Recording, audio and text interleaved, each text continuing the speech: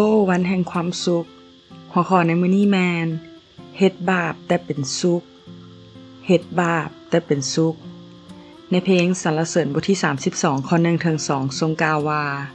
ความสุขเป็นของผู้ที่ได้รับการอภัยบาปกรรมและเป็นของผู้ที่ได้รับการยกโทษจากความผิดความสุขเป็นของผู้ที่พระเจ้ายาห์เวห์บ่ต่อว่าเพราะเฮ็ดผิดและเป็นของผู้ที่พ้นจากการหลอกลวงทั้งสิ้นผู้ที่เฮ็ดผิดบาปมีความสุขได้บ่คนเฮ็ดชั่วเป็นแบบนี้คือสุภาษิตบทที่4ข้อ16ทรงกล่าวว่าคนชั่วบ่ฮอนนอนหลับได้จนกว่าพวกเขาได้ไปเฮ็ดผิดมาพวกเขานอนมื้นตาจนกว่าได้ทำร้ายคนแล้วจึงนอนหลับได้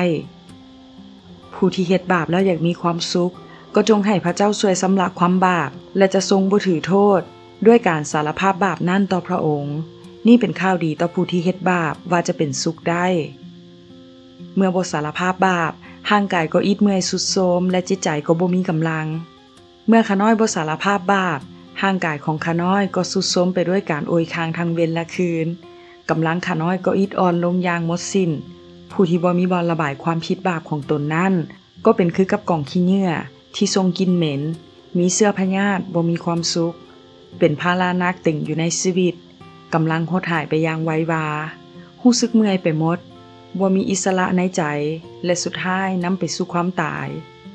ท่านเอาความบาปไปทิ่มไว้บ่อนใดในใจหรือว่าอยู่กองไม้กางแขนของพระเยซูเมื่อสารภาพบาปแล้วจะได้รับการอภัยบาปจากพระเจ้าความบาปชั่วจะออกไปและได้รับการปกป้องจากความยากลำบากจะอยู่ในทางของพระเจ้าต่อไปได้เพราะพระคำของพระเจ้าได้กล่าวว่าเขาจะสอนเจ้าให้รู้จักทางที่เจ้าควรไปเขาจะให้คำแนะนำและแอบสอนเจ้าจะอยู่ในความหักของพระเจ้าคนชั่วต้องทนทุกข์นักแต่ผู้ที่วางใจในพระเจ้ายาห์เวห์ความหักอันมั่นคงของพระองค์จะคุ้มครองไว้ผู้ที่สารภาพบาปจะได้รับพระพรแบบนี้แหละผู้ที่สารภาพบาปได้เป็นผู้ที่รับพระพรวันนี้จงสารภาพบาปต่อพระเยซูผู้มีอำนาจที่จะยกโทษบาปผิดได้และทรงสำระเฮาให้พ้นจากการอธรรมทั้งสิ้นเมื่อความบาปถูกยกออกไปแล้วพระเจ้าจะประทานสันติสุขให้เข้ามาแทนที่ความรู้สึกผิดและการกล่าวโทษความบาปจะบ่ควบคุมให้เฮ็ดบาปอีกต่อไปแล้วนิสัยใหม่จะแสดงออกมาว่าเป็นอิสระแล้ว